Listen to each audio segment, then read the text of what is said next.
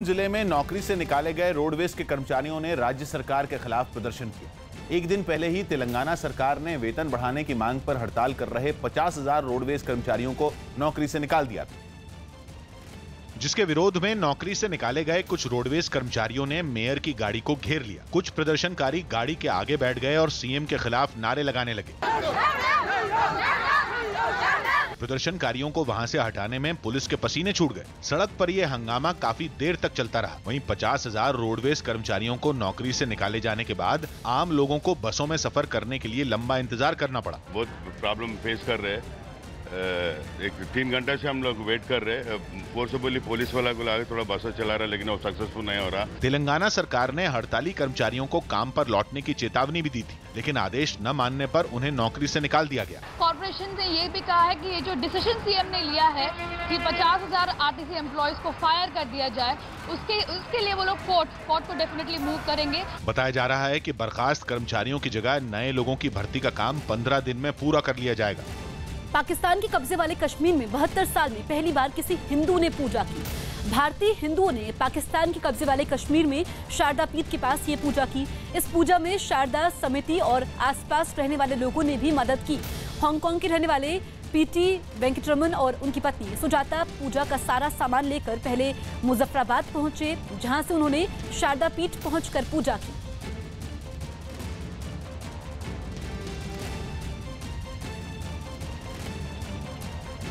तो ये पीओके में हिंदुओं ने पहली बार पूजा की है। दरअसल पहले वो मुजफ्फराबाद पहुंचे पूजा का सारा सामान लेकर के, और खास ये इसलिए भी है क्योंकि 72 साल में पहली बार किसी हिंदू ने पीओके में पूजा की है। भारतीय हिंदुओं ने पाकिस्तान के कब्जे वाले कश्मीर में शारदा पीठ के पास ये पूजा की। शारदा समिति और आसपास रहने वाले लोगों ने भी इनकी मदद की, और जो हिंदू परिवार थे वो लोग भी आगे आए और इस परिवार की मदद की। Was our long time desire to have a darshan, as it is a Shakti Peeth temple.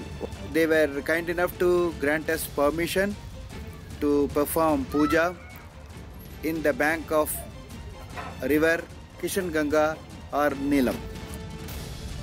Ayodhya विवाद पर सुप्रीम कोर्ट से जल्द फैसला आने की उम्मीद में राम मंदिर निर्माण के लिए अयोध्या में पत्थर तराशने का काम तेज हो गया। इस मामले में सुप्रीम कोर्ट ने 17 अक्टूबर तक बहस पूरी करने की समय सीमा तय कर दी, जिसके 1 महीने बाद अयोध्या विवाद पर फैसला आने की उम्मीद है, जिसे देखते हुए अयोध्या में राम मंदिर निर्माण के लिए पत्थर तराशने का काम तेज हो गया। आने वाले 2 महीने अयोध्या के लिए काफी महत्वपूर्ण है, देश दुनिया के लिए भी महत्वपूर्ण है। फिलहाल पत्थर तराशने का काम तेजी से जारी है। इस मामले में राम जन्मभूमि के पुजारी आचार्य सत्येंद्र दास ने भी राम मंदिर के हक में फैसला आने की बात कही।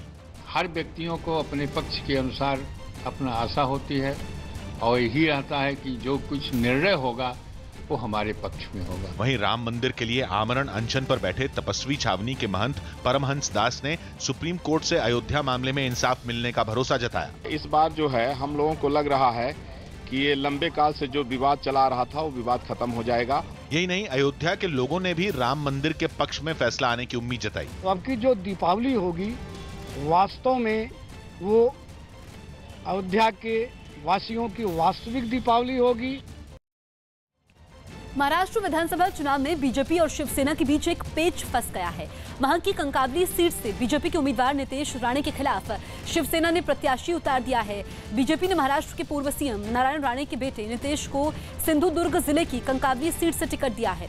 वहीं नामांकन वापसी का दिन गुजर जाने के बाद भी शिवसेना के प्रत्याशी सतीश सावंत ने अपना नाम वापस नहीं लिया है।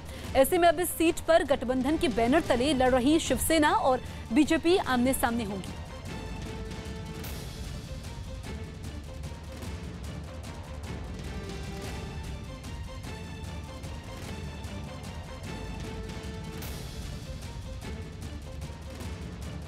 दिल्ली की हवा में प्रदूषण कम होने पर आम आदमी पार्टी और केंद्र सरकार के बीच क्रेडिट लेने की होड़ मच गई। बीते कुछ दिनों में दिल्ली की हवा में काफी सुधार देखने को मिला है, जिसके लिए केंद्र सरकार ने बीते 4 साल से चलाई जा रही योजनाओं को वजह बताया और दावा किया कि उनकी नीतियों का फायदा दिल्ली की हवा में दिखने लगा है।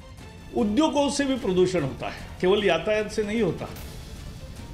उद्योगों से प्रदूषण कम करने के लिए जो सबसे पुराना पावर प्लांट था बदरपुर, वो बंद कर दिया। आम आदमी पार्टी ने दिल्ली की साफ हवा पर अपनी पीठ थपथपाई। लेकिन केंद्र सरकार के दावों पर तंज कसने से नहीं चूकी। प्रदूषण कम हो रहा है, उनकी वजह से हो रहा है। दिल्ली में बिजली की सस्ती हो रही है, उनकी वजह से हो रही है। सारा क्रेडिट उनका। अब उनसे हाथ जोड़ के अपील है, हरियाणा और पंजाब से जो पराली का धुआं आता है वो कम करा दें। केंद्र सरकार का दावा है कि 2014 से ही वो दिल्ली में प्रदूषण का स्तर कम करने पर काम कर रही थी, जबकि दिल्ली सरकार इसे अपनी कामयाबी बताने में जुटी है। अब जब प्रदूषण घट रहा है तो दिल्ली और केंद्र सरकार उसका श्रेय लेने के लिए आमने सामने है। आखिर हो भी क्यों ना, दिल्ली का चुनाव भी तो बिल्कुल मुहाने पर है। आंकड़ों के मुताबिक साल 2016 में दिल्ली में